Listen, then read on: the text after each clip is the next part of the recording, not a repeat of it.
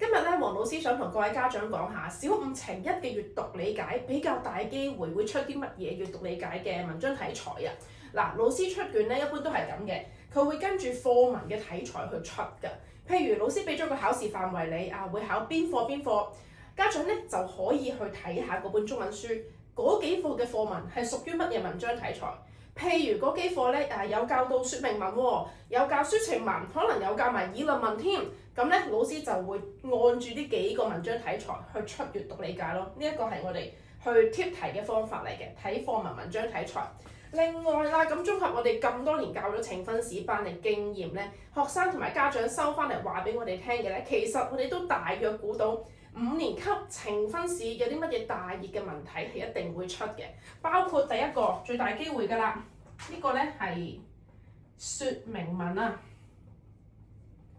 説明文出嘅機會就比議論文大一啲嚇。説明文咧就係一般會考你啲乜嘢？考説明手法，呢個一定考㗎啦。老師會問你啊，嗰段用咗乜嘢説明手法啊？同學就要識得分咯喎。基本嗰啲數字説明啊、舉例説明、比喻説明等等呢啲説明手法一定要識。另外咧，仲有機會出呢一個抒情文啊，抒情文都大機會啊。喺5年級嘅能力嚟講咧，老師嘅抒情文一般都只係會抒發3種感情嘅啫，包括呢一個簡單啲嘅思念之情嚇，好掛住邊個人啊，思念之情第一。第二咧就仲會出呢一個不捨之情啊，譬如老師要退休啦，同學要搬屋啦，你好唔捨得佢嚇，有篇抒情文咧係不捨之情。仲有最後一個咧叫做感激之情嚇，多謝你嘅老師，多謝你嘅父母，感激之情嚇。不捨、感激同埋思念之情，呢3個感情咧就5年級抒情文好大機會考嘅。仲有最後一個文題，描寫文啊，描寫文咧都大機會嘅喎。5年級呈分試考嘅描寫文咧，一般都係寫風景嘅居多嚇，寫風景嘅。描寫文會問啲乜嘢啊？就係多感官描寫手法咯，視覺、聽覺、觸覺、嗅覺嗰啲嚇，或者步移法呢啲都會考嘅。